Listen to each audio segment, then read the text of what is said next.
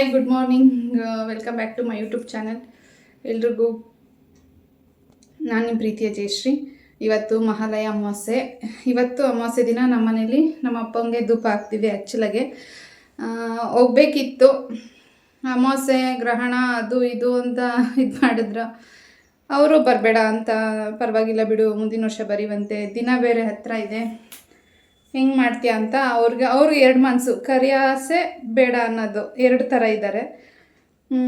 ಸರಿ ಆಯಿತು, ಬೇಡ ಬಿಡು, ಬೇಡ ಅಂದಮೇಲೆ ಇನ್ನೇನಕ್ಕೆ 2 ಮನಸ್ಸಲ್ಲಿ ಅಂತ ಅಂದ್ಬಿಟ್ಟು ನಾನು ಮನೇಲೇ ಕ್ಲೀನ್ ಮಾಡಿಕೊಂಡು ಇಲ್ಲೇ ನಮ್ಮ ಅಪ್ಪನ ನೆನೆಸ್ಕೊಂಡು ಪೂಜೆ ಮಾಡಿಬಿಡೋಣ ದೇವ್ರಿಗೆ ಅಂತ ಅಂದ್ಕೊಂಡೆ. ಕೆಲಸ ಎಲ್ಲ ಮುಗಿಸಿದ್ದೀನಿ. ಇನ್ನೂ ಒಂಚೂರು ಅಡುಗೆ ಮಾಡಿಬಿಟ್ಟು ಇಲ್ಲೇ ಅವ್ರನ್ನ ನೆನೆಸ್ಕೊಂಡು ಈ ಸತಿ ಬರೋಕ್ಕಾಗಿಲ್ಲಪ್ಪ ಸಾರಿ ಅಂತ ಇಲ್ಲೇ ದೇವ್ರ ಹತ್ರ ಪೂಜೆ ಮಾಡಿಬಿಟ್ಟು ಕೈ ಮುಕ್ಕೊಂಬಿಡ್ತೀನಿ. ನೋಡೋಣ ಏನಾಗುತ್ತೆ ಅಂತ. ಹೋಗೋ ಮನಸ್ಸು ಒಂದು ಕಡೆ, ಅಮಾವಾಸ್ಯೆ ಬೇರೆ ಅಂತಾರೆ, ಗ್ರಹಣ ಬೇರೆ ಅಂತಾರೆ, ಒಬ್ಬರು ಗ್ರಹಣ ಇಂಡಿಯಾಗಿಲ್ಲ ಅಂತಾರೆ, ಹೋಗಬೇಡ ಅಂತಾರೆ, ಆಚೆಲ್ಲೂ ಹೋಗಬೇಡ ಅಂತಾರೆ.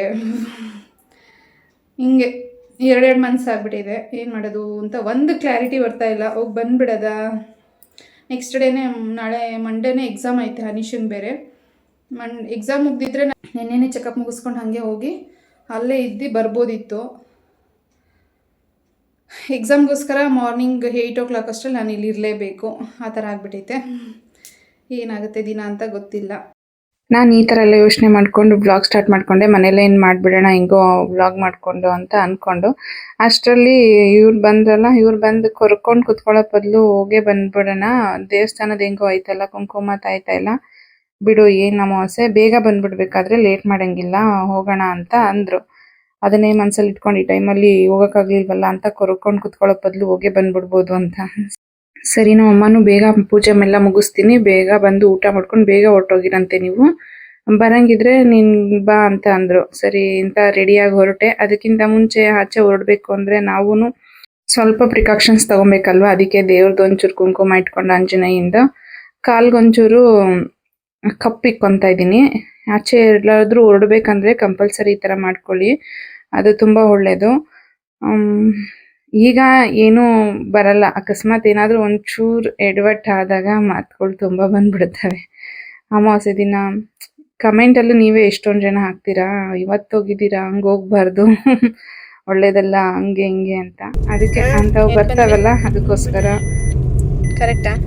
ಗೊತ್ತಾಯ್ತಾ ದಾರಿ?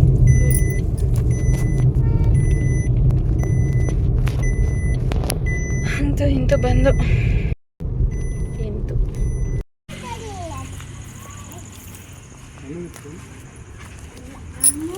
ಅನೀಶು ಬೈರ ಏನು ಕಟ್ಟಾಕುಟಾರ ನೀನ, ಕಟ್ಟಾಕಾರ ನೀನ.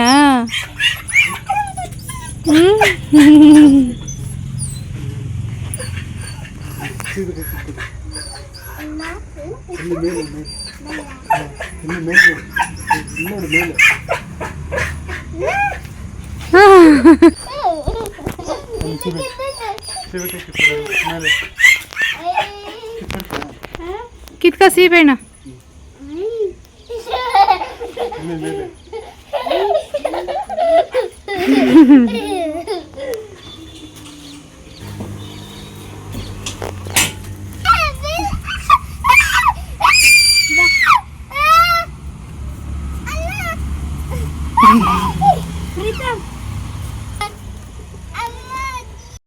ನನಗೆ ಟೈಮ್ ಆಗುತ್ತೆ ಅಂತ ಆಗಲೇ ನಾನು ಹೋಗೋಷ್ಟರಲ್ಲಿ ಒಂದು 4:30-5 ಗಂಟೆ ಆಗೋಗಿತ್ತು ಅನ್ಸುತ್ತೆ. ಅಷ್ಟೊತ್ತಿಗಾಗಲೇ ಎಲ್ಲ ರೆಡಿ ಮಾಡ್ಕೊತಾ ಇದ್ರು. ಇಷ್ಟು ಬೇಗನೆ ಸ್ಟಾರ್ಟ್ ಮಾಡ್ತಿರ್ಲಿಲ್ಲ ನಾವು, ಅಂದರೆ ಸ್ವಲ್ಪ ಲೇಟ್ ಮಾಡ್ತಾ ಇದ್ವಿ ಯಾವಾಗ್ಲೂ ವರ್ಷ. ಈ ವರ್ಷ ಬೇಗನೆ ಸ್ಟಾರ್ಟ್ ಮಾಡಿಬಿಟ್ಟಿದ್ರು. ನನಗೆ ಟೈಮ್ ಆಗಿಬಿಡುತ್ತೆ, ಅವರು ಹೋಗ್ಬೇಕಿತ್ತು, ಅವ್ರಿಗೂ ಟೈಮ್ ಆಗುತ್ತೆ ಅಂದ್ಬಿಟ್ಟು ಈ ವರ್ಷ ನಾನು ಏನೂ ಮಾಡೇ ಇಲ್ಲ ಪೂಜೆ ಹಬ್ಬಕ್ಕೆ ಅಂತ. ಒಂದು ಈ ಕೆಲಸನೂ ಮಾಡೋಕ್ಕಾಗಿಲ್ಲ, ಒಂದು ಏನು ಹೆಲ್ಪು ಮಾಡೋಕ್ಕಾಗಿಲ್ಲ. ಎಲ್ಲ ನಮ್ಮಮ್ಮ, ಪವಿತ್ರ, ಪ್ರಗತಿ ಇವರೇ ಇಷ್ಟು ಜನನೇ ಮಾಡ್ಕೊಂಡಿದ್ದಾರೆ. ಇನ್ನು ನನಗೆ ಹೋಗೋಕ್ಕೆ ಒಂದು ಚಾನ್ಸ್ ಸಿಕ್ತಲ್ಲ, ಅಷ್ಟೇ ಸಾಕಾಯ್ತು. ಹೋಗೊಂಚೂರು ಧೂಪ ಹಾಕಿ ಪೂಜೆ ಮಾಡಿ ಬಂದಲ್ಲ, ನಂಗೆ ಅದಷ್ಟೇ ಖುಷಿ. ಅದೇ ಸಖತ್ ಖುಷಿ ಆಗೋಯ್ತು ಅವತ್ತಿನ ದಿನ. ನಾನು ಅನ್ಕೊತಾ ಇದ್ದೆ ಏನಪ್ಪ ಮಾಡೋದು ಈ ವರ್ಷ ಈ ಥರ ಆಗ್ತೈತಲ್ಲ ಅಂತ. ಅದಕ್ಕೊಂದು ಋಣ ಇತ್ತು, ಹೋಗ್ಬಿಟ್ಟು ಬಂದೆ. ಇನ್ನು ನಾನೊಂದು ಸ್ವಲ್ಪ ಹಪ್ಪಳ ಕರ್ಕೊಡೋಣ, ನಮ್ಮಮ್ಮ ಏನು ಮುದ್ದೆ ಮಾಡ್ತಾಯಿದ್ರು, ಮುಂದೆ ಇಡೋಕ್ಕೆ ಅಂದ್ಬಿಟ್ಟು ಅಡುಗೆ ಮಾಡ್ತಾಯಿದ್ರು. ಅವರು ಏನು ಬೇಡ ಹೋಗಿ ನೀನು ಕುತ್ಕೋ, ಬಂದಿದೆಯಲ್ಲ ಅಷ್ಟೇ ಸಾಕು, ನಾನು ಮಾಡ್ಕೊತೀನಿ ಅಂತ. ಇಲ್ಲ ಪರವಾಗಿಲ್ಲ ಕೊಡು ಮಾಡ್ಕೊಡ್ತೀನಿ ಅಂತ. ಅದಿನ್ನೇನು ಇಷ್ಟೊಂದು ದೊಡ್ಡದು ಕಷ್ಟ ಏನಲ್ಲ ಅಂತ ಅಂದ್ಬಿಟ್ಟು ಅದೊಂದು ಮಾಡಿಕೊಟ್ಟೆ ಅಷ್ಟೇ ನಾನು. ಆಮೇಲೆ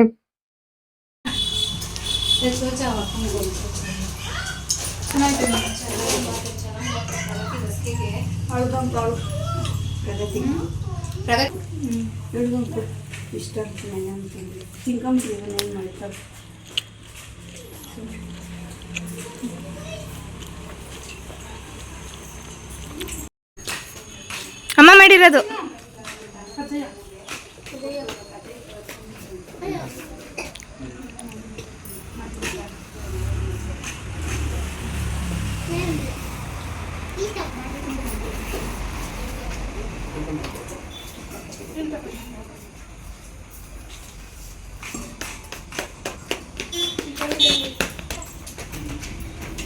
ಹೆಂಗೈತೆ ನೀ?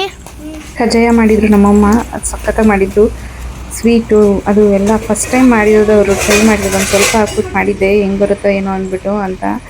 ತುಂಬ ಚೆನ್ನಾಗಿ ಮಾಡಿದ್ರು, ಕರೆಕ್ಟಾಗಿ ಮಾಡಿದ್ರು. ನನಗಂತೂ ಸಖತ್ ಇಷ್ಟ ಆಯಿತು. ನಂಗೆ ಇಷ್ಟ ಕೂಡ ಕಜ್ಜಾಯ ಅಂದರೆ ಸಖತ್ ಇಷ್ಟ ಕೂಡ. ಹಂಗನ್ಬಿಟ್ಟೆ ಫೋನಲ್ಲಿ ಹೇಳಿರ್ಲಿಲ್ವಂತೆ ನಮ್ಮಮ್ಮ, ಇಷ್ಟ ಇನ್ನು ಬಸ್ರಿ ಆಸೆ ಪಟ್ಬಿಟ್ರೆ ಹೆಂಗೆ ಅಂತ ಅಂದ್ಬಿಟ್ಟು ಬರೋಕ್ಕಾಗುತ್ತೋ ಇಲ್ವೋ, ಬಂದರೆ ಕೊಡೋಣ ಅಂತ ಎತ್ತಿಟ್ಕೊಂಡಿದ್ದಾರೆ. ಬರಲ್ಲ ಅಂತ ಗೊತ್ತಿತ್ತಲ್ಲ, ಬರಬಾರ್ದು ಅಂದ್ಕೊಂಡಿದ್ವಲ್ಲ, ಏನು ಬೇಡ ಅಂತ ಅವರು ಹೇಳಿದ್ರಲ್ಲ. ಬರಲಿಲ್ಲ ಅಂದರೆ ಇನ್ನು ಆಸೆ ಪಟ್ಕೊಂಡು ನೋಡಿ ಮಾಡಿ ತಿಂದಿಲ್ಲ ನಾನು ಮಾಡಿದ್ದಾರೆ ಅಂತ. ಎಲ್ಲ ಆಸೆ ಪಟ್ಕೋತೀನಿ ಅಂತ ಅವ್ರು ನನಗೆ ಹೇಳೇ ಇಲ್ಲ. ಬಂದಮೇಲೆ ಹೇಳಿದ್ರು, ನಾನು ಫೋನಲ್ಲಿ ಹೇಳಿಲ್ಲ ಅಂತ. ಸರಿ ಅಂದ್ಬಿಟ್ಟು ಹೆಂಗೋ ನಂಗೆ ಋಣ ಇತ್ತು ಅನ್ಸುತ್ತೆ. ಇನ್ನು ಎಲ್ಲ ರೆಡಿ ಆಯಿತು. ಇನ್ನು ಪೂಜೆ ಮಾಡೋದು ಒಂದು ಬ್ಯಾಲೆನ್ಸು. ಆವಾಗಲೇ ಹೇಳ್ತಾ ಇದ್ದೆ, ಏನು ಇಷ್ಟೊಂದು ಇದು ಯೋಚನೆ ಮಾಡಬೇಕಾ ಅಂತ. ಅದು ನಿಜಾನೇ, ಇದ್ರ ಬಗ್ಗೆ ಅಮಾವಾಸ್ಯೆ ಅದು ಇದು ಅಂತ. ಅಂದರೆ ನಮ್ಮನೆಯವ್ರ ಬಗ್ಗೆ ಆ ಥರ ಈ ಥರ ಅಲ್ಲ, ಆಚೆ ಎನರ್ಜಿ ಜಾಸ್ತಿ ಇರುತ್ತೆ, ಅದು ತಡ್ಕೊಳ್ಳೋ ಕೆಪಾಸಿಟಿ ಇರಬೇಕಂತ ಆ ಥರ ಅಷ್ಟೇ. ಮತ್ತು ಒಳ್ಳೇದು ಅಂತ ಎಷ್ಟಿದೆಯೋ ಕೆಟ್ಟದ್ದು ಅನ್ನೋದು ಕೂಡ ಅಷ್ಟೇ ಇದೆ. ಅದನ್ನು ನಂಬಬೇಕಾಗುತ್ತೆ. ನಾವು ಒಳ್ಳೇದು ನಂಬಿದ್ಮೇಲೆ ಕೆಟ್ಟದ್ದು ನಂಬಬೇಕು, ಅದು ಇರುತ್ತೆ. ಇನ್ನು ಮಿಕ್ಕಿದ್ದು ನಮ್ಮ ಮನಸ್ಸಿಗೆ ಸಂಬಂಧಪಟ್ಟಿದ್ದು. ನಮ್ಮ ಮನಸ್ಸು ಏನು ಯೋಚನೆ ಮಾಡ್ತಾ ಇರುತ್ತೋ ಅದೇ ಆಗುತ್ತೆ ಅಂತಾರೆ. ಅದು ನಿಜಾನೇ. ನಾವು ಯಾವಾಗಲೂ ಒಳ್ಳೇದೇ ಯೋಚನೆ ಮಾಡ್ತಾ ಇರಬೇಕು, ಒಳ್ಳೇದೇ ಆಗುತ್ತೆ. ಒಳ್ಳೇದು ಏನಾಗಲ್ಲ ಅಂತ ಈಗ ಅನ್ಕೊಂಡು ಬಂದರೆ ಏನೂ ಆಗಲ್ಲ. ಏನಾಗ್ಬಿಡುತ್ತೋ ಅಂತ ಭಯದಲ್ಲಿ ಬಂದರೆ ಏನಾದರೂ ಹಾಗೆ ಆಗುತ್ತೆ. ಆ ಧೈರ್ಯದಲ್ಲೇ ಬಂದ್ಬಿಟ್ಟೆ ನಾನು. ಇನ್ನೆಲ್ಲ ನಮ್ಮ ಮನೆ ಕಡೆ ನಾವು ವೆಜ್ ಮಾಡೋದು, ನಾನ್ ವೆಜ್ ಮಾಡಲ್ಲ. ನಮ್ಮ ತಾತ ಮತ್ತು ನಮ್ಮಪ್ಪ ಅವರಿಬ್ರಿಗೆ ಮಾಡ್ತಾ ಇದ್ದೀವಿ. ಅವ್ರಿಬ್ರಿಗೆ ಏನೇನು ಇಷ್ಟನೋ ಅದನ್ನೆಲ್ಲ ತಂದಿಟ್ಬಿಟ್ಟು ಇನ್ನು ವೆಜ್ ಅಡುಗೆ ಮಾಡಿಬಿಟ್ಟು ಇಡೋದು. ಈ ಸತಿ ಸ್ವಲ್ಪ ಕಡಿಮೆ ಅಡುಗೆ ಅಂತ ಅಂದ್ಕೊಂಡು ನಮ್ಮಮ್ಮ ಹಂಗೂ ತುಂಬ ಜಾಸ್ತಿನೇ ಅಡುಗೆ ಮಾಡಿಬಿಟ್ಟಿದ್ರು. ಈ ಟೈಮಲ್ಲೇ ಒಂದು ನೋವಾಗ್ಬಿಡುತ್ತೆ ಹೆಣ್ಮಕ್ಳಿಗೆ. ಅಂದರೆ ಈ ಥರ ಪೂಜೆ ಮಾಡಬೇಕಾದ್ರೆ ಅಲ್ಲಿ ಫೋಟೋ ಇಕ್ಕಲಿರೋದು ಇನ್ನೂ ಒಳ್ಳೇದಾಯಿತು ಅಂತ ಹೇಳ್ಬೋದು. ಫೋಟೋ ಇಕ್ಕಿದ್ರೆ ನಾವಂತೂ ಕಂಟ್ರೋಲ್ ಮಾಡೋಕ್ಕಾಗ್ತಾ ಇರಲಿಲ್ಲ. ಯಾಕೆಂದರೆ ಹೆಣ್ಮಕ್ಳು ಮನೇಲಿದ್ದಾಗ ಜೊತೆಲಿದ್ದಾಗಿಂತ ಮದುವೆಯಾಗಿ ಹೊರಗಡೆ ಬರ್ತಾರಲ್ಲ, ಅವಾಗ್ಲೇನೆ ಅಪ್ಪ ಅಮ್ಮ ಅನ್ನೋದು ಜಾಸ್ತಿ ಬೇಕಾಗುತ್ತೆ. ಅದರಲ್ಲೂ ಅಪ್ಪ ಅನ್ನೋರು ಅಮ್ಮ ಅನ್ನೋದು ಎಷ್ಟು ಈಕ್ವಲ್, ಅಪ್ಪ ಅನ್ನೋದು ಕೂಡ ಅಷ್ಟೇನೆ. ಎಲ್ಲ ಸಂಬಂಧನೂ ಅಷ್ಟೇ. ಹೆಣ್ಮಕ್ಳಿಗೆ ಮನೆಯಿಂದ ಆಚೆ ಹೋದ್ಮೇಲೆ ಕಾಡೋದು ನೆನಪು. ಅಟ್ಲೀಸ್ಟ್ ನೋಡೋಕ್ಕಾಗಿಲ್ಲ ಅಂದ್ರೆ ದೂರದಿಂದ ಫೋನಲ್ಲಿ ಮಾತಾಡ್ಕೊಂಡ್ರು ಅದು ಸಿಗೋ ಖುಷಿ ಇನ್ನೆಲ್ಲೂ ಸಿಗಲ್ಲ ಅನ್ಸುತ್ತೆ. ಎಷ್ಟೇ ಕಷ್ಟ ಇದ್ರು ಎಷ್ಟೇ ಇದ್ರು ಮರ್ತೋಗ್ಬಿಡ್ತಾರೆ ಅವ್ರ ಅಮ್ಮ ಅವ್ರ ಮನೆಯವ್ರ ಜೊತೆ ಮಾತಾಡ್ಬಿಟ್ರೆ. ಅದೊಂದು ದೇವರು ಯಾರಿಗೂ ಕಿತ್ಕೋಬಾರದು ಅಂತ ಕೇಳ್ಕೊಂತೀನಿ. ಇನ್ನು ನನ್ನ ಮದುವೆ ಆಗಿ 8 ತಿಂಗಳು ಅವ್ರು ನಮ್ಮ ಜೊತೆ ಇದ್ರು ಅಷ್ಟೇ. ಅದಾದಮೇಲೆ ಮಿಸ್ ಮಾಡ್ಕೊಂಡ್ವಿ. ಏನೂ ಮಾಡೋದಕ್ಕಾಗಲ್ಲ. ಎಲ್ಲ ದೇವ್ರ ಆಟ ಹೆಂಗಿರುತ್ತೋ, ಏನೇನು ನಮಗೆ ಪಾಲಿಗೆ ಸಿಗಬೇಕು ಅಂತ ಇರುತ್ತೋ, ಏನೇನು ಕೊಡಬೇಕು, ಏನೇನು ಕಿತ್ಕೋಬೇಕು ಅಂತ ಇರುತ್ತೋ ಎಲ್ಲ ಅವನಿಚ್ಛೆ. ಕಿತ್ಕೊಂಡಿದ್ದ ದಿನಾನೇ ನೆಕ್ಸ್ಟ್ಗೆ ಅನಿಶಕ್ಕೆ ನನಗೆ ಕೈ ಕೊಟ್ಟಿದ್ದಾನೆ. ಅವನು ಒಂದೊಂದು ಸತಿ ನೋಡಿದ್ರೆ ನಮ್ಮ ಅಪ್ಪನ ಥರ ಫೀಲ್ ಆಗುತ್ತೆ. ನನಗೆ ಸೀಮಂತ ಮಾಡಿದಾಗ ಹಂಗೆ ಅನಿಸ್ತಿತ್ತು ಅವತ್ತು. ನಾನು ನಮ್ಮ ಅಪ್ಪನ ತುಂಬಾ ಮಿಸ್ ಮಾಡಿಕೊಂಡೆ. ಇವನ್ರಲ್ಲಿ ಇರಲಿಲ್ಲ, ಇವನ್ರಲ್ಲಿ ತುಂಬಾ ಮಿಸ್ ಮಾಡಿಕೊಂಡೆ. ಈಗ ಲಾಸ್ಟ್ ಟೈಮ್ ಆದಾಗ ಫೋಟೋ ನೋಡಬೇಕಾದ್ರೆ ಹಂಗೆ ಅನ್ನಿಸ್ತು. ಅನೀಶ್ ಬಂದು ನನ್ನ ಹೆಗ್ಲ ಮೇಲೆ ಕೈ ಹಾಕೊಂಡಿದ್ದು, ಅವ್ನು ಶಾಸ್ತ್ರ ಮಾಡಿದ್ದು, ಅದು ನನಗೆ ಒಂಥರ ಫೀಲ್ ಆಗೋಯ್ತು. ನಮ್ಮ ಅಪ್ಪನೇ ಬಂದಿರೋದು. ಅವ್ನು ಆ ಥರ ಇರ್ತಿರ್ಲಿಲ್ಲ, ಹುಡುಗರ ಜೊತೆ ಆಟಾಡ್ಕೊಂಡು ಇದ್ಬಿಡ್ತಿದ್ದ. ಅವತ್ತು ಹುಡುಗರ ಜೊತೆ ಆಟಾಡ್ಕೊಂಡೇ ಇದ್ದಿದ್ದು. ಆ ಟೈಮಲ್ಲಿ ನಾನು ಮಾಡಬೇಕು ಅಂತ ಬಂದು ಅವನೇ ಯಾರೂ ಹೇಳ್ಕೊಟ್ಟಿದ್ದ ಅಲ್ಲ, ಅವನೇ ಬಂದು ಮಾಡಿದ್ದು. ಅದಾದಮೇಲೆ ಅಂದ್ಕೊಂಡೆ ನಮ್ಮ ಅಪ್ಪನೇ ಬಂದು ಆಶೀರ್ವಾದ ಮಾಡಿದ್ದಾರೆ ನನಗೆ, ಅದಕ್ಕೆ ಅವನು ಆ ಥರ ಮಾಡಿದ್ದಾನೆ. ಅವ್ನು ಬಂದು ಹೆಗ್ಲ ಮೇಲೆ ಕೈ ಹಾಕೊಂಡು ಫೋಟೋ ತೆಗೆಸ್ಕೊಂಡಿದ್ದಾನೆ. ಅದು ಅಷ್ಟೇ, ಅದೇ ಥರ ಫೀಲ್ ಕೊಡುತ್ತೆ. ಅವರೇ ಬಂದು ಕೂತ್ಕೊಂಡು ನನಗೆ ಫೋಟೋ ತೆಗೆಸ್ಕೊಂಡ್ರೇನೋ ಅಂತ ಅನ್ನಿಸ್ತಾ ಇತ್ತು. ಒಂದೊಂದು ವಿಷಯದಲ್ಲಿ ಹಂಗೇನೆ. ಅನೀಶನ್ ನೋಡಿದಾಗ ನನಗೆ ನಮ್ಮಪ್ಪ ನೆನಪಾಗುತ್ತೆ. ಪ್ರೀತಮ್ ನೋಡಿದಾಗ ನನ್ನ ತಂಗಿಗೆ ನಮ್ಮಪ್ಪ ನೆನಪಾಗ್ತಾರೆ. ಯಾಕೆ ಕೇಳಿಸ್ದಾಗ ಅಮ್ಮ ನಿಂಗೆ ಒಳ್ಳೇದಾಗ್ಲಿ ಅಂತ ಅವ್ನು ಅನೀಶ್. ಯಾಕೆ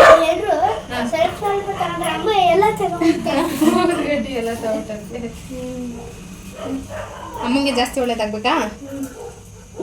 ಇವರಿಬ್ರದ್ದು ಒಂದು ಇದರಲ್ಲಿ ನಮ್ಮನೆಗೆ ಬಂದು ಮತ್ತೆ ನಮ್ಮ ಜೊತೆ ಇರೋಕ್ಕಾಗಲ್ವಲ್ಲ ಅಂತ ನಮ್ಮ ಜೊತೆ ಬಂದು ಸೇರ್ಕೊಂಡಿದ್ದಾರೆ ಅಂತ ನಾನು ಅಂದ್ಕೊಂಡಿದ್ದೀನಿ.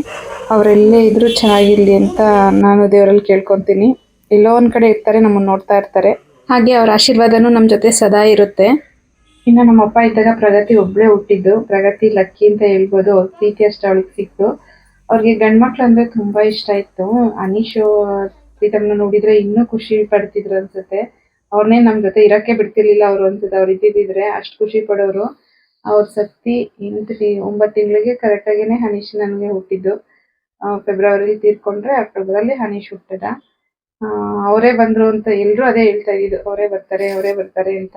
ಹಂಗೆ ಅವರೇ ಬಂದರು ನಮ್ಮ ಮನೆಗೆ ವಾಪಸ್ಸು. ಪ್ರೀತಮ್ದ್ರಲ್ಲೂ ಅಷ್ಟೇ, ಅವನು ಸ್ವಲ್ಪ ಮಲ್ಕೊಳ್ಳೋ ರೀತಿ, ಕುತ್ಕೊಳ್ಳೋ ರೀತಿ, ಒಂದೊಂದು ಮಾತಾಡೋ ರೀತಿ ನಮ್ಮ ಅಪ್ಪನ ಥರನೇ ರಿಲೇಟ್ ಆಗುತ್ತೆ. ನಮ್ಮ ಹನೀಶನ ಕಾಲು ಅಷ್ಟೇ ಸೇಮ್ ನಮ್ಮ ಅಪ್ಪನ ಕಾಲು ಇದ್ದಂಗೆ ಇರೋದು. ಅವ್ರ ಕಾಲು ಸ್ವಲ್ಪ ಹಾಗೆ ಇದ್ದಿದ್ದು. ಅವ್ನ ಕಾಲು ನೋಡಿದಾಗೆಲ್ಲ ನಮ್ಮ ಪವಿತ್ರ ಅದೇ ಹೇಳುತ್ತೆ, ಅಪ್ಪನ ಕಾಲು ಹಿಂಗೆ ಅಲ್ವಾ ಇದ್ದಿದ್ದು ಅಂತ. ಆ ಥರ ಊಟ ತಿನ್ನೋದು ಅಷ್ಟೇ, ಅವನು ಬೇಗ ಫಾಸ್ಟಾಗಿ ತಿಂದುಬಿಡ್ತಾನೆ. ಹಂಗೆ ನಮ್ಮ ಅಪ್ಪನೂ ಅಷ್ಟೇ, ಅವ್ರು ಜಾಸ್ತಿ ಹೊತ್ತು ಊಟದ ಮುಂದೆ ಕುತ್ಕೊಂತಿರ್ಲಿಲ್ಲ. ಹಂಗೆ ಒಂದೊಂದು ರಿಲೇಟ್ ಆಗುತ್ತೆ, ಒಂದೊಂದು ನೆನ್ಪು ಮಾಡ್ತಾರೆ. ಇನ್ನು ಇವರಿಬ್ರು ನೋಡೇ ಇಲ್ಲ ನಮ್ಮಪ್ಪ. ಪ್ರಗತಿ ಒಬ್ಳನ್ನೇ ನೋಡಿರೋದು. ನಮ್ಮ ಪ್ರೀತಮ್ ಎಲ್ರಿಗೂ ಹೇಳ್ಕೊಡಕ್ಕೆ ಕೂತ್ಬಿಟ್ಟಿದ್ದಾನೆ. ಹಿಂಗೆ ಇದಾದ್ಮೇಲೆ ಇದು ಇದಮ್ಮ, ಇದಾದ್ಮೇಲೆ ಇದಮ್ಮ ಅಂತ. ಅವನೇ ದೊಡ್ಡ ಮನುಷ್ಯ ಆಗ್ಬಿಟ್ಟಿದ್ದಾನೆ ಈಗಾಗಲೇ.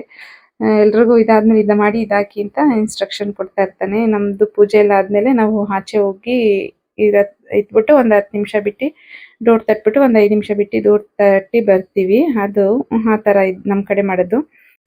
ಪ್ರಗತಿನೇ ಅವ್ರ ಹೆಣ್ಮಗು ಥರನೇ ನೋಡ್ತಿರ್ಲಿಲ್ಲ. ಗಂಡು ಮಗು ಥರನೇ ಇರಬೇಕು, ಗಂಡು ಮಗು ಥರನೇ ಇದು ಮಾಡಬೇಕು ಅಂತ ಆ ಥರ ಆಸೆ ಪಡೋರು. ನಮ್ಮನ್ನು ಅಷ್ಟೇ, ನಾವು ಅಷ್ಟೇ, ಯಾವುದಕ್ಕೂ ಕಡಿಮೆ ಇರಬಾರ್ದು, ಎಲ್ಲ ಕಲ್ತಿರ್ಬೇಕು ಹೆಣ್ಮಕ್ಳಾಗಿದ್ರೆ. ಆ ಥರ ಅವ್ರದ್ದು ಆಸೆ ಇದ್ದಿದ್ದು.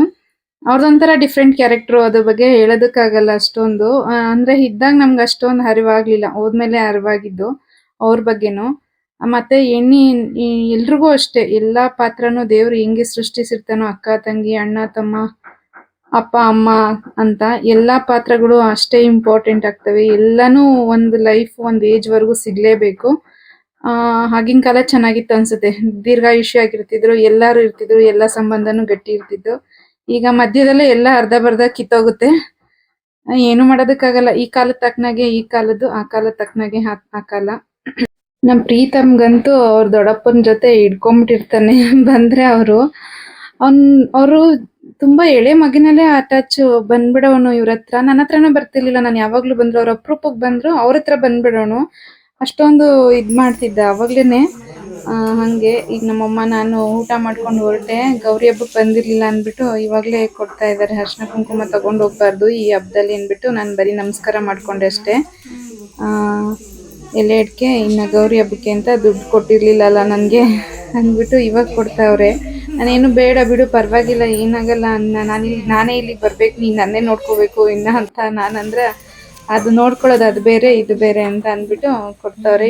ಇನ್ನು ಆಚೆ ಎಲ್ಲ ಹೋದಾಗ ಬೆಟ್ಟದ ನೆಲ್ಲಿಕಾಯಿ ತಂದಿದ್ರಂತೆ. ನಂಗೊಂದು 5 ಕೊಟ್ಟರು. ನಾನು ಬೇಡ ಅಂದರೆ ಕೇಳಲ್ಲ ನಮ್ಮಮ್ಮ. ನಮ್ಮಿಬ್ರಿಗೆ ಅವ್ರು ತಂದು ಇಟ್ಕೊಂಡಿರ್ತಾರೆ, ಬಂದಾಗ ಕೊಟ್ಟು ಕಳಿಸ್ತಾರೆ, ಇಲ್ಲೇ ಜ್ಯೂಸ್ ಮಾಡಿ ಕುಡಿಸ್ತಾರೆ. ಇಲ್ಲಿದ್ರೆ ಡೈಲಿ ಜ್ಯೂಸ್ ಮಾಡಿ ಕೊಡ್ತಾರೆ. ಅದರಲ್ಲಿ ನಾವು ಸೋಂಬೇರಿತನ ಮಾಡೋದು, ನಮ್ಮಮ್ಮ ಇಂಥ ವಿಷಯದಲ್ಲೆಲ್ಲ ಸೋಂಬೇರಿತನ ಮಾಡೋದೇ ಇಲ್ಲ.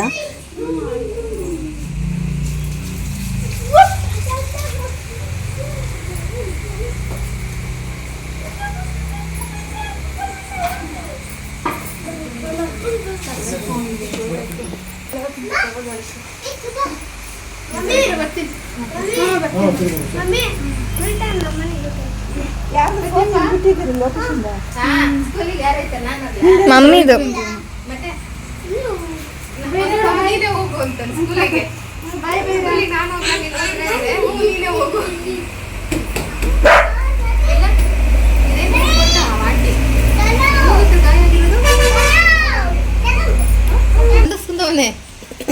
ಸಿನ್ನು ಸ್ಕೂಲ್ ಐತೆ ನೀ ಇನ್ನೊಂದು ವಾರ. ಏಯ್ ಸ್ಕೂಲಿಗೆ ಹೋಗ್ಬೇಕು. ಡ್ಯಾಡಿ ನೋಡಿಲಿ.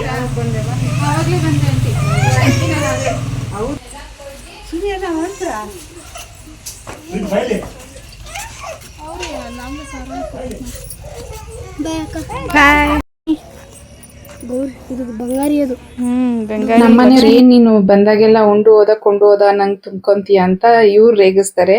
ಅವರು ಈ ಕೊಡ್ಲಿಲ್ಲ ಅಂದ್ರೆ ಅವ್ರಿಗೆ ಸಮಾಧಾನ ಆಗಲ್ಲ. ಇನ್ನು ಅದ್ ತಗೊಂಡೋಗ್ಲಿಲ್ಲ ಇದ್ ತಗೊಂಡೋಗ್ಲಿಲ್ಲ ಅಂತ ಫೋನ್ ಮಾಡಿ ಹೇಳ್ತಾನೆ ಇದ್ರು. ಅದನ್ ಕೊಡ್ಬೇಕಿತ್ತು ಇದನ್ ಕೊಡ್ಬೇಕಿತ್ತು, ಅರ್ಜೆಂಟಿಗೆ ಹೊಂಟ್ಬಿಟ್ಟೆ, ನಾನು ಟೈಮ್ ಆಗುತ್ತೆ ಅಂತ ಇದ್ ಮಾಡ್ಬಿಟ್ಟೆ. ಅವ್ರು ಹಂಗ್ ಹೇಳ್ತಾರೆ, ಇವ್ರು ಹಿಂಗ್ ಹೇಳ್ತಾರೆ. ಮನೆಗೆ ಬಂದ್ವಿ. ಇನ್ನೆಲ್ಲ ನಮ್ಮಮ್ಮ ಕೊಟ್ಟಿರೋದನ್ನ ಎತ್ತಿಕ್ಬೇಕು. ಅಲ್ಲಿಂದ ಬಂದ್ರೆ ಈಗ ಅದೊಂದು ಅವರೊಂದಷ್ಟು ಮಾಡಿರೋದನ್ನೆಲ್ಲ ತುಂಬಿ ಕಳಿಸಿದ್ದಾರೆ. ಈಗ ಅದನ್ನೆಲ್ಲ ಎತ್ತಿ ಜೋಡಿಸ್ಕೊಬೇಕು. ಇನ್ನು ಹನೀಶಿಗೆ ಬೆಳಿಗ್ಗೆ ಎಕ್ಸಾಮ್ ಇದೆ. ಅವನು ಮಲ್ಕೊಳಕ್ಕೆ ಹೋಗ್ದೆ, ಕಳಿಸಿದ್ದೀನಿ ಮಲ್ಕೊ ಹೋಗು ಅಂತ. ಮಲ್ಗಿದ್ಯಾ ಹನೀಶ? ನಾನು ಹೇಳಿದ್ದೊಂದು ಸ್ವಲ್ಪ ಐಟಮ್ಗಳು ತೊಗೊಂಡಿದ್ದಾರೆ ನಮ್ಮಮ್ಮ. ಬೆಳಿಗ್ಗೆ ಇನ್ನೇನು ನಾಷ್ಟ ಮಾಡೋದು ಯೋಚನೆ ಇಲ್ಲ. ಸಾಂಬಾರು, ಪಲ್ಯ, ಪಾಯಸ ಎಲ್ಲ ಕೊಟ್ಟು ಕಳಿಸಿದ್ದಾರೆ. ಹೆಂಗೋ ನಾನು ಋಣ ಇದ್ದರೆ ಹಂಗೆ ಎಳ್ಕೊಂಡು ಹೋಗುತ್ತೆ ಅಂತಾರಲ್ಲ, ಹಂಗೆ ನೋಡಿ ನಂಗೆ ಋಣ ಇತ್ತು ಅನಿಸುತ್ತೆ ಇವತ್ತು. ನಾನು ಯೋಚನೆ ಮಾಡ್ತಾಯಿದ್ದೆ ಹೆಂಗಪ್ಪ ಮಾಡೋದು, ಧೂಪ ಹಾಕೋಕ್ಕೆ ಆಗಲ್ವಲ್ಲ ಅಂತ. ಅವರು ಇಲ್ಲ, ನೀನು ಹಂಗೆ ಯೋಚನೆ ಮಾಡ್ಕೊಂಡು ಕೂತ್ಕೊಳ್ಳೋ ಬದಲು ಹೋಗೇ ಬರ್ಬೋದು, ದೇವ್ರದ್ದೆಲ್ಲ ಇದೆಯಲ್ಲ, ತಾಯ್ತ ಕಟ್ಟಿಸ್ಕೊಂಡಿದ್ದೆ ಗಳಿಯಂಜನೇಯನ್ಗೆ ಹೋದಾಗ. ನೀನು ಬೊಟ್ಟಿಕೊಂಡಿದ್ಯಾ, ಇನ್ನೇನಾಗುತ್ತೆ, ಅದಕ್ಕಿಂತ ದೇವ್ರಿಗಿಂತ ಬೇಗ ಹೋಗಿ ಬೇಗ ಬಂದುಬಿಡೋಣ ಅಂತ ಅಂದ್ಬಿಟ್ಟು ಬೇಗ ಕರ್ಕೊಂಬಂದುಬಿಟ್ರು. ಇನ್ನು ಅಲ್ಲೇ ನಮ್ಮಮ್ಮ ಹೂವು ತಂದಿತ್ತು. ಹೂವು ಫ್ರೆಶ್ ಆಗಿದೆ. ಇದನ್ನು ಕವರಿಗೆ ಕಟ್ಬಿಟ್ಟು ನಾಳೆ ಮತ್ತೆ ಮುಡ್ಕೊತೀನಿ. ಇದೇ ಹೂವನ ಕವರ್ ಕಟ್ಟೆತ್ತಿಕ್ತೀನಿ. ನಾನು ಬರೀ ಊಟ ಏನೋ ಕೊಟ್ಟಿದ್ದಾರೆ ಅಂದರೆ ತಿಂಡಿ, ಹಣ್ಣು, ಊಟ ಎಲ್ಲ ಸೇರಿಸಿ ಕೊಟ್ಬಿಟ್ಟಿದ್ದಾರೆ. ಇದೆಲ್ಲ ಎತ್ತಿಕ್ಕೋ ಅಷ್ಟೊತ್ತಿಗೆ ಲೇಟ್ ಆಗುತ್ತೆ. ನಂಗೆ ಒಂದೊಂದು ಜೋಡಿಸಿ ಫ್ರಿಜ್ಜಿಗೆ ಎತ್ತಿಟ್ಬಿಟ್ರೆ ಸರಿ, ಇಲ್ಲಾಂದರೆ ಬೆಳಿಗ್ಗೆ ಅಷ್ಟೊತ್ತಿಗೆ ಅದು ಚೆನ್ನಾಗಿರಲ್ಲ ಅಲ್ವಾ. ಮತ್ತೆ ಅವಾಗ ಎತ್ತಿಕೋಕ್ಕೂ ಆಗಲ್ಲ. ಮತ್ತೆ ಬೆಳಿಗ್ಗೆ ಇದೊಂದು ಕೆಲಸ ಇರುತ್ತೆ. ಇವಾಗಲೇ ಎಲ್ಲ ನೀಟಾಗಿ ಎತ್ತಿಟ್ಕೊಂಡ್ಬಿಟ್ರೆ ಬೆಸ್ಟು ಅಂತ ಈಗಲೇ ಎಲ್ಲ ತರಕಾರಿ, ಜೋಳ ತಂದಿದ್ರು, ಜೋಳನೂ ಕೊಟ್ಟಿದ್ದಾರೆ. ನಿಂಬೆಹಣ್ಣು ನಮ್ಮಪ್ಪ ಅವ್ರನ್ನ ಮುಚ್ಚಿರ ಹತ್ರ ನಿಂಬೆಹಣ್ಣು ಇತ್ತಂತ ಕಿತ್ಕೊಂಡ್ಬಂದಿದ್ರಂತೆ ಪವಿತ್ರ, ಅದನ್ನು ಕೊಟ್ಟಿದ್ದಾರೆ. ಸೌತೆಕಾಯಿ, ಬೀನ್ಸ್ ಎಲ್ಲ ಕೊಟ್ಟಿದ್ದಾರೆ. ಬೀನ್ಸ್ ನಮ್ಮ ಮನೆ ಬೆಳೆದಿರೋದು. ಪಲ್ಯ ಮಾಡ್ಕೊ, ಗಿಡದಲ್ಲಿ 2 ಗಿಡ ಹಾಕಿದೆ, ಎಷ್ಟೊಂದು ಬಿಟ್ಟೈತೆ ಅಂದ್ಬಿಟ್ಟು ಬೀನ್ಸ್ ಸಹ ಕೊಟ್ಟು ಕಳಿಸಿದ್ದಾರೆ.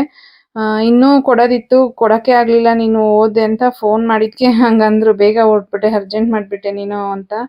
ಪರವಾಗಿಲ್ಲ ಸಾಕು, ಇಷ್ಟಾದರೂ ಸಿಕ್ತಲ್ಲ. ನನಗೆ ಪೂಜೆ ಮಾಡೋಕ್ಕೆ ಹೋಗಿದ್ದು ಸಿಕ್ಕಿದೆ ಒಂದು ಖುಷಿ ಇದೆಲ್ಲದಕ್ಕಿಂತ. ಸರಿ ಅಂದ್ಬಿಟ್ಟು ಇದೆಲ್ಲ ನೀಟಾಗಿ ಹಿಂಗಿಡ್ಸ್ಕೊಂಡು ಎತ್ತಿಟ್ಕೊಂಡೆ. ನನಗೆ ಜರಡಿ ಬೇಕಿತ್ತು ಮೇಯ್ನ್ ಅಂದರೆ.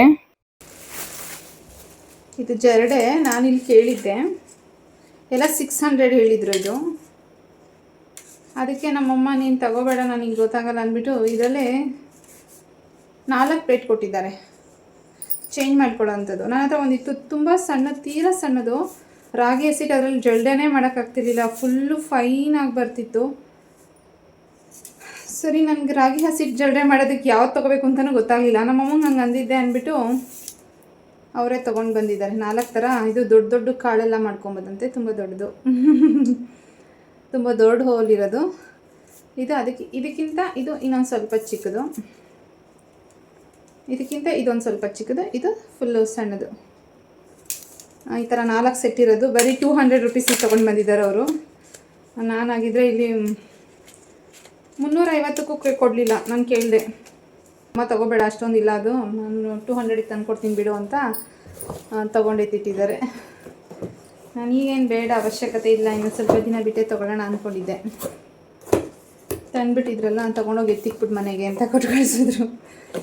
ಮೊಟ್ಟೆ ಕೊಟ್ಟಿದ್ದಾರೆ, ಒಂದೇ ಒಂದು ಅವರು ತಿಂದಿಲ್ಲ. ಹೋಮ ಮಾಡಿಸಿದ್ರಲ್ಲ, ತಿನ್ನಂಗಿಲ್ಲ ಅಂದ್ಬಿಟ್ಟು ನನಗೆ ಕೊಟ್ಟಿದ್ದಾರೆ. ತಿಂದೆಲ್ಲ ಇದೆಲ್ಲ ಖಾಲಿ ಮಾಡಬೇಕಂತೆ. ನನಗಿರೋದು ಇನ್ನೊಂದು ವಾರ ಅನಿಸುತ್ತೆ ಟೈಮು. ಇದೆಲ್ಲ ಯಾವಾಗ ಖಾಲಿ ಮಾಡ್ತೀನೋ ನನಗೆ ಗೊತ್ತಿಲ್ಲ. ಇನ್ನು ಸಾಂಬಾರು ಕೊಟ್ಟಿದ್ದಾರೆ, ಬಜ್ಜಿ, ಪಾಯಸ ಎಲ್ಲ ಕೊಟ್ಟು ಕಳಿಸಿದ್ದಾರೆ. ಒಬ್ಬಟ್ಟು ಹಾಕ್ಬಿಟ್ಟಿದ್ದಾರೆ, ಕರ್ಜಿಕಾಯಿ. ಇದು ನಮ್ಮಮ್ಮನೇ ಬೆಳೆದಿರೋದು ಎಲೆ, ಮನೆಯಿಂದ ಬೆಳೆದಿದ್ದಾರಲ್ಲ ಗಿಡ ಇದೆಯಲ್ಲ ಅದರದ್ದು. ವಿಳೆದೆಲೆ ಹಾಕ್ಕೋತೀನಿ ನೈಟ್ ಹೊತ್ತು, ಎಲೆಡ್ಕೆ ಯಾವಾಗಾದರೂ ಅಪರೂಪಕ್ಕೆ. ಇವತ್ತು ಹಾಕ್ಕೊತೀನಿ. ಹಿಂಗೂ ಕೊಟ್ಟಿದ್ದಾರಲ್ಲ ನಾಟಿ ಎಲೆ. ಅವ್ರು ಕಜ್ಜಾಯ ಮಾಡಿದ್ರಲ್ಲ, ಕಜ್ಜಾಯನೂ ಕೊಟ್ಟಿದ್ದಾರೆ. ಹೊಟ್ಟೆ ತುಂಬೋಗಿದೆ, ಆದರೆ ಕಜ್ಜಾಯ ತಿನ್ನೋ ಆಸೆ ನನಗೆ.